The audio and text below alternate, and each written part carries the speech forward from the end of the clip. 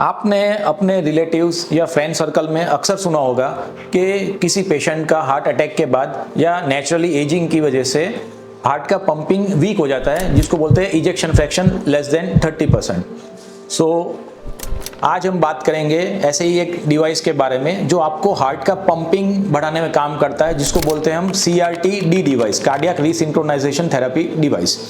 So, hello friends, I am Dr. Rajiv Kharwar, Senior Interventional Cardiologist at Sunshine Global Hospital, सूरत।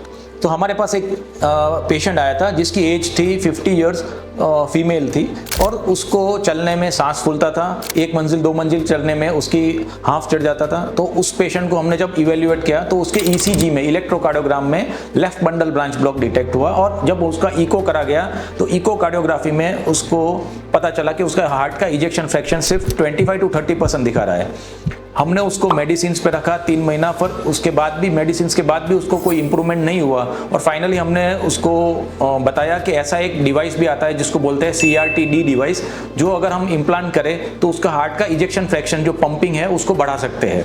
सो हमने patient को cath lab table पे लिया। ये एक totally local anaesthesia में किया जाने वाला प्रोसीजर है, जहाँ पे आप लेफ्ट सब क्लेविकल के नीचे एक इंसिशन डाल के हम लोकल एनेस्थेसिया के अंदर, जिसमें पेशेंट को बेहोश करने की ज़रूरत नहीं होती है, और लोकल हम 3 लीड इंसर्ट करते हैं। एक लीड होती है जो राइट वेंट्रिकल, जो हार्ट के राइट साइड के चैम्बर में जाती है। दूसरी लीड होती है जो हार्ट के राइट एट्रिया में दूसरे चैम्बर में जाती है।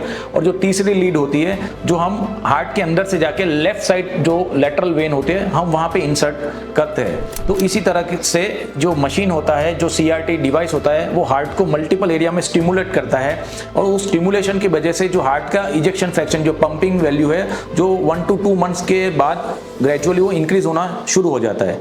तो यहाँ पे आप देख सकते हैं ऐसा ही एक पेशेंट है, ये एक CRT डिवाइस इम्प्लांटेशन हमने कर दिया है और यहाँ पे ये एक डिवाइस है, डिवाइस में से 3 लीड्स निकल रही है और एक लीड जो है उसकी राइट एट्रिया में, यहाँ पे आप देख सकते हैं राइट एट्रियल लीड है, दूसरी लीड है वो राइट वेंट्रिकुलर लीड है और तीसरी लीड है जो CS में होते हुए लेफ्ट कोरोनरी साइनस लीड बोलते हैं हम लोग, वो इम्प्लांट कर दिया गया है। ये total procedure approximate 3 to 4 hours के अंदर कंप्लीट हो जाता है और पेशेंट जनरली 3 to 4 डेज में डिस्चार्ज हो जाता है।